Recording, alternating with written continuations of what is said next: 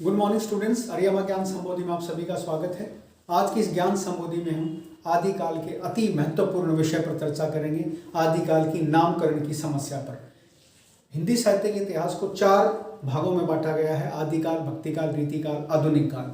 अन्य किसी भी काल के नामकरण पर समस्या नहीं है। भक्तिकाल को आराम से स्वीकार कर लिया गया, रीतिकाल को रीति पद्धति के हिसाब से स्वीकार कर लिया गया, आधुनिक काल को गद्य काल के रूप में स्वीकार कर लिया गया। लेकिन आदिकाल के नामकरण को लेकर के समस्या बनी हुई है, क्योंकि आदिकाल के नामकरण को लेकर के अलग अलग विद्वानों ने अपने अलग अलग नाम दिए। किसी ने इसे वीरगाथा काल कहा, किसी ने इसे चारण काल कहा, किसी ने इसे संधि काल कहा, किसी ने इसे जो है सिद्ध सामंत काल कहा। इस प्रकार से अलग अलग, क्योंकि यह आदिकाल का जो समय था वो हमारे देश में अफरा तफरी का समय था।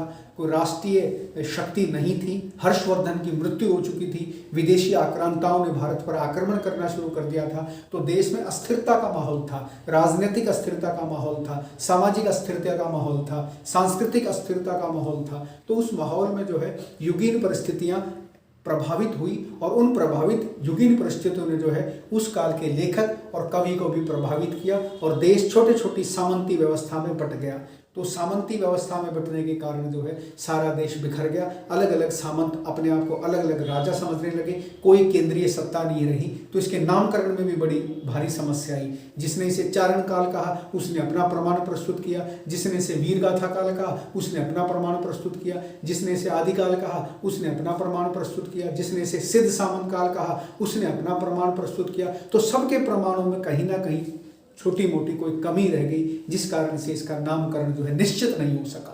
तो ये कुछ विद्वान हैं जिन्होंने इसके अलग अलग नाम दिए थे। आइए हम आदिकाल के नामकरण की चर्चा पर विचार करते हैं। आदिकाल के नामकरण को लेकर विद्वान आज भी एक मत नहीं है।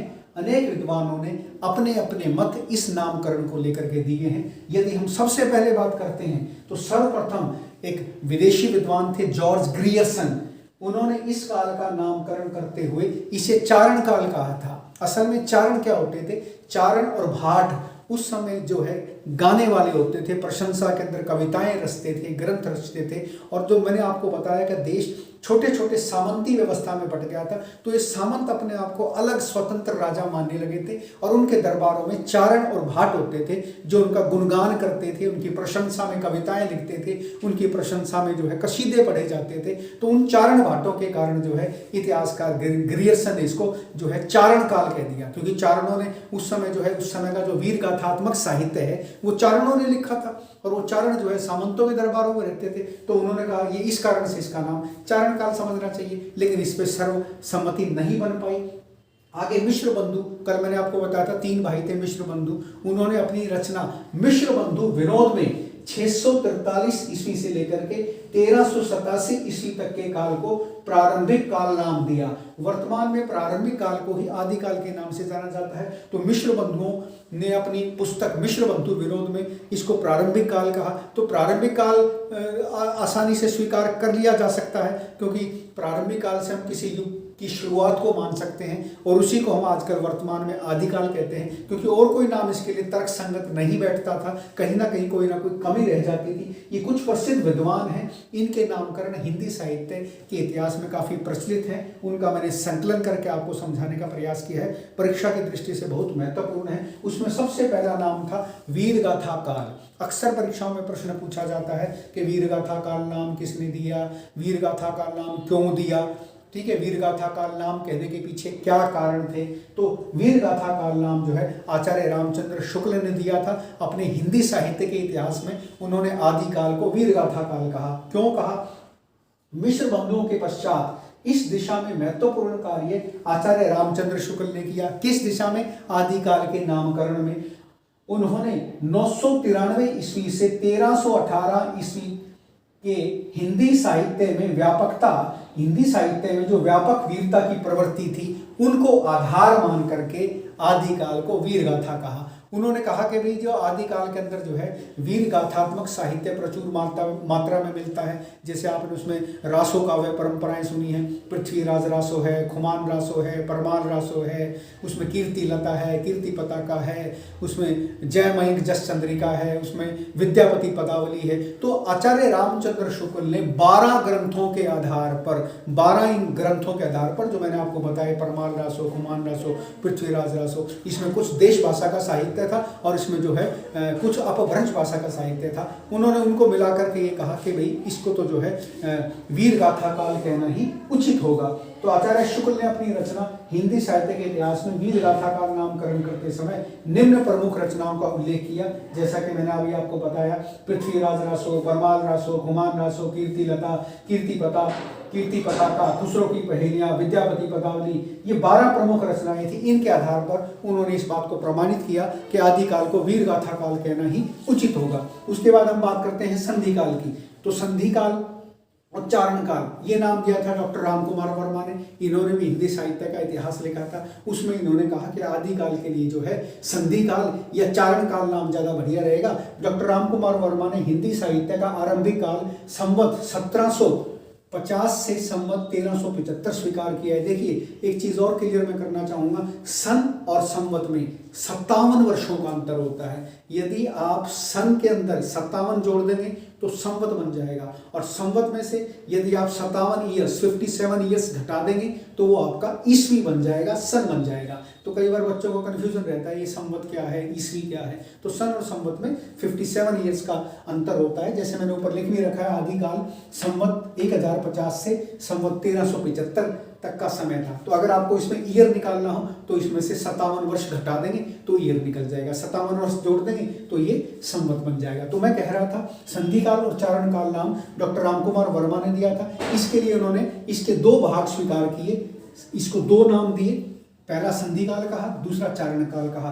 संधि काल का मतलब होता है पुरानी व्यवस्था और नई व्यवस्था के बीच में जुड़ने का जो स्थान होता है उसको हम संधि काल कहते हैं। तो संवत 1750 से लेकर के 1000 संवत तक का समय जो है इन्होंने संधि काल माना। इसमें उन्होंने जैनों, सिद्धों, नाथों की रचनाओं को शामिल किया। हमारे आदिकाल में जैन साहित्य मिलता है, हमारे आदिकाल में नाथ साहित्य मिलता है, हमारे आदिकाल में सिद्ध साहित्य मिलता है। तो वो अपभ्रंश का साहित्य है, वो हिंदी का शुरुआती साहित्य है। उसमें जो है हिंदी जब शुरू की भाषा थी, हिंदी जब शुरू हुई थी, मतलब जहाँ से हिंदी का प्रारंभ हुआ था वहाँ का ये उस समय का साहित्य है। उस समय इस समय हिंदी प्रचलित है, बोली जाती है, जो खड़ी बोली रूप प्रचलित था, उस समय ये रूप प्रचलित था। उस समय हिंदी का अपभ्रंश रूप था। तो जैन साहित्य लिखा गया, उसमें सिद्ध साहित्य लिखा गया, उसमें डिंगल पिंगल साहित्य लिखा गया। तो वो उस समय का साहित्य था जब हिंदी शुरुआती अवस्था में थी, क्योंकि हिंदी की विकास यात्रा जो है 1000 वर्ष पुरानी है।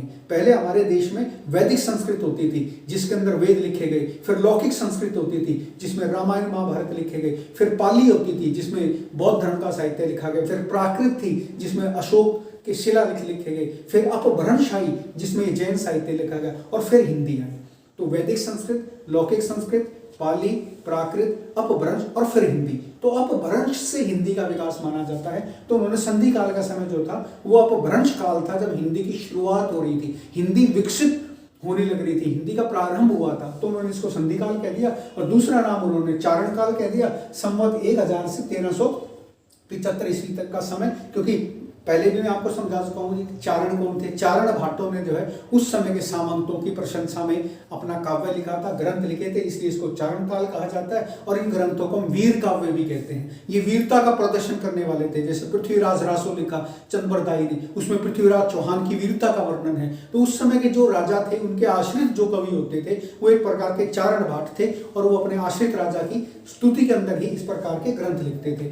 तीसरा था सिद्ध सामंत युग। सिद्ध सामंत युग जो है राहुल सांस्कृत्यायन ने इसको नाम दिया था। राहुल सांस्कृत्यायन जो है बौद्ध भिक्षुक थे। उन्होंने सारे देश में बहुत सारी यात्राएं की थी, तिब्बत तक यात्राएं की थी। तो उन्होंने आदिकाल को जो है सिद्ध सामंत काल कहा। इसके पीछे उन्होंने क्या कारण दिया, राहुल सांस्कृत्यायन ने आदिकाल को सिद्ध सामंत युग नाम दिया। उनके अनुसार इस काल के समाज पर इस काल के समाज पर सिद्धों का और राजनीति पर सामंतों का अधिकार था। इन सामंतों का ही यशोगान इस काल के कवियों ने किया। इस कारण इसको जो है सिद्ध सामंत काल कहना जरूरी होगा। उस समय हमारे देश में जो है बहुत सारे सिद्ध होते थे। उन सिद्धों का जो है समाज पर काफी प्रभाव था। समाज के लोग उनको पूजते थे, समाज के लोग उनसे दीक्षा लेते थे, उनको गुरु भी मानते थे और वो अपनी शिक्षाएं जो है बहुत सारे पदों में देते थे और वो पद उस समय प्रचलित थे। तो हम इनको कवि कम कहेंगे, भक्त ज्यादा कहेंगे। एक तरह से ये धार्मिक साहित्य था। जो सिद्धों का और नाथों का साहित्य है आदिकाल में,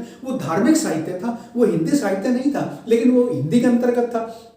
तो इसलिए जो है हमने उसको हिंदी के अंतर्गत मान लिया। तो इसके पीछे सिद्ध सामंत युग को कहने के पीछे राहुल सांस्कृतिक जी का उद्देश्य ये था कि समाज पर तो सिद्धों का अधिकार था और देश में जो राजनीतिक व्यवस्था थी वो सामंती थी। तो इसलिए इसको हम सिद्ध सामंत युग कह सकते हैं। लेकिन विद्वानों का इस पर भी जो है एक मत नहीं, वो इसमें भी कोई ना कोई आपत्ति है कि नहीं, सिद्ध सामंत युग नहीं कहा जा सकता। उससे पहले तो हर्षवर्धन भी थे। हर्षवर्धन ने सारे देश में जो है सारे देश में एक सूत्र में बांधने का कार्य किया था। तो ये उससे पहले की अवस्था है। तो कहने का मेरा तात्पर्य ये है कि आदिकाल के नामकरण को लेकर के हर विद्वान को कोई ना कोई समस्या रही और प्रत्येक विद्वान ने अपने अपने नामकरण को जो है कहीं ना कहीं ठीक ठहराने का प्रयास किया आदि। ठीक है, तो इस प्रकार से जो है ये आगे चलता रहा। फिर अगले पे बीज वपन काल नाम आया। बीज वपन काल जो है आचार्य महावीर प्रसाद द्विवेदी ने दिया। उन्होंने भी इसके पीछे प्रमाण दिया कि साहित्यिक प्रवृत्तियों के आधार पर यह नामकरण जो है स्वीकार किया जाना चाहिए, लेकिन साहित्य जगत ने इस नामकरण को स्वीकार नहीं किया। उनका बीज वपन काल कहने के पीछे कारण क्या था कि नवीन परंपराओं के कारण जो है ये जो नवीन परंपराएं जो हैं वो पुरानी परंपराओं से ली हुई हैं और पुरानी परंपराएं जो आज भी चल रही हैं, इसलिए इसको बीज वपन काल कह देना चाहिए। लेकिन विद्वानों ने कहा कि नहीं, नवीन परंपराओं के कारण यह नामकरण जो है किसी भी प्रकार से संगत नहीं जान पड़ता, क्योंकि बीज वपन काल का तो मतलब ये होता है कि पहले से कोई परंपरा चली आ रही है और हमने दोबारा से उसी परंपरा को जो है एक तरह से उसका बीज रोपण कर दिया, उसको दोबारा से शुरुआत कर दिया, लेकिन ऐसा तो था ही नहीं। तो इसलिए जो है इस बीज वपन काल को भी आचार्य महावीर प्रसाद द्विवेदी के नामकरण को भी मान्यता नहीं मिली। उसके बाद आदिकाल। आदिकाल तो मैंने आपको बताया कि आदिकाल सबसे तर्क संगत नाम माना जाता है। यह नाम दिया था आचार्य हजारी प्रसाद द्विवेदी ने और यहाँ पर भी जो है मिश्र बंधुओं ने भी इसको जो है प्रारंभिक काल कहा था। प्रारंभिक काल ही आगे चल के आदिकाल के नाम से प्रचलित हुआ।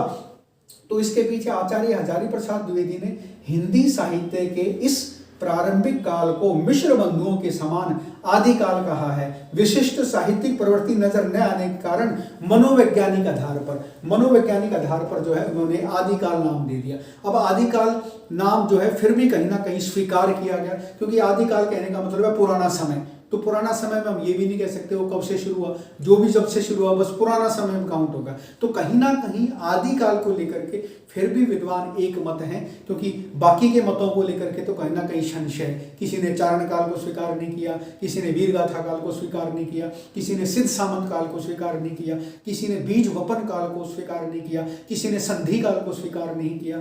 लेकिन आदिकाल को लेकर के सारे विद्वान कहीं ना कहीं थोड़े थोड़े फिर भी एक मत हैं। इसको भी सर्वसम्मति से स्वीकार नहीं किया, लेकिन फिर भी कहीं ना कहीं आदिकाल को लेकर के कहीं ना कहीं जितने भी विद्वान हैं हिंदी साहित्य के इतिहास के, उनमें कहीं ना कहीं एक मतता है। फिर उसके बाद डॉक्टर गणपति चंद्रगुप्त, ये भी अच्छे विद्वान हुए हैं। इन्होंने भी अपना जो है हिंदी साहित्य का वैज्ञानिक इतिहास लिखा, उसमें इन्होंने इसको प्रारंभिक काल कहा। प्रारंभिक काल जैसा कि मिश्र बंधु पहले ही कह चुके थे, उन्होंने इसको प्रारंभिक काल कहा। उसके बाद जो है डॉक्टर पृथ्वीनाथ कमल ने इसे अंधकार काल कहा। अंधकार काल इसको नाम इसलिए दिया गया क्योंकि उथल पुथल का समय था। उसके बाद डॉक्टर हरिश्चंद्र वर्मा ने इसे संक्रमण काल कहा। संक्रमण काल का भी मतलब ये था कि उथल पुथल का समय था। तो इस प्रकार सभी नामकरणों की तुलना में जो सर्वमान्य नाम था वो था आदिकाल। तो मैं समझता हूँ इन संक्षिप्त बिंदुओं के माध्यम से मैंने आपको समझाने का प्रयास किया। मुझे लगता है कि मेरा प्रयास सफल रहा होगा। अगले किसी लेक्चर में हम फिर मिलते हैं, तब तक के लिए धन्यवाद।